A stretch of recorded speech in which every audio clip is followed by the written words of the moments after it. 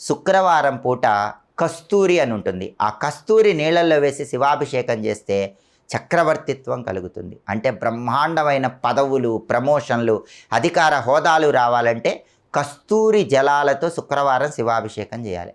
బ్రహ్మాండమైన సౌందర్యం రావాలంటే, మంచి అందం రావాలంటే, అద్భుతమైన సౌందర్యాన్ని పెంచుకోవాలంటే కుంకుమ పువ్వు కలిపిన నీళ్లతో కానీ, కుంకుమ పువ్వు కలిపిన పాలతో కానీ శుక్రవారం శివలింగానికి అభిషేకం చేయాలి. సౌందర్యాన్ని రెట్టింపు చేసుకోవచ్చు. అలాగే శనివారం పూట నల్ల నువ్వులు కలిపిన నీళ్లతో కానీ, నల్ల నువ్వులు కలిపిన పాలతో కానీ శివాభిషేకం చేయండి. జాతక శని దోషాలు, రాశి శని దోషాలు అన్నీ తొలగిపోతాయి. నేరేడు పండ్ల రసంతో శనివారం శివాభిషేకం చేస్తే మోక్షం వస్తుంది, జీవితం తరింపబడుతుంది. ఇలా శివలింగం ఇంట్లో పెట్టుకోండి. పాదరస శివలింగం కానీ, స్ఫటిక శివలింగం కానీ, బాణలింగం కానీ ఏదైనా ఇంట్లో పెట్టుకొని దానికి వారంలో వచ్చే 7 రోజుల్లో